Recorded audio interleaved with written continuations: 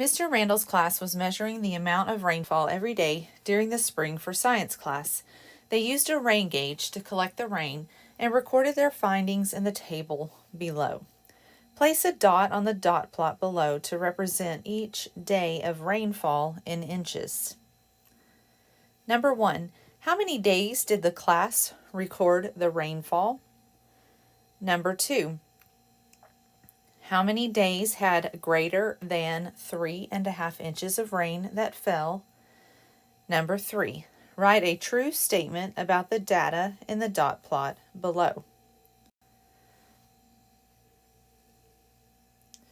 Mrs. Lewis is collecting data on the math test scores in her classroom. She displays the data in the stem and leaf plot below. Number 1, if 75% is considered passing on this test, how many students met the passing score? Number 2, how many students took this assessment? Use the data from the stem and leaf plot to fill in the frequency table below. Number 3, what is the most frequent score earned on this test? Number 4, did more students score a grade between 70% and 79% or 80% to 89%? Number 1, what is the difference in the greatest amount of rainfall and the least during April? Make sure you pay attention to the key.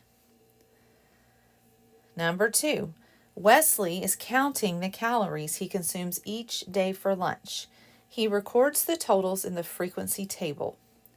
What was the most frequent amount of calories that Wesley ate during his lunch? Number 3, this dot plot represents the weights of puppies born at the local shelter.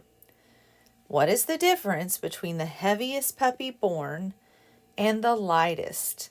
Please make sure you fill in your number line and pay attention to the largest number that has a dot and pay attention to the lowest number that has a dot and find the difference.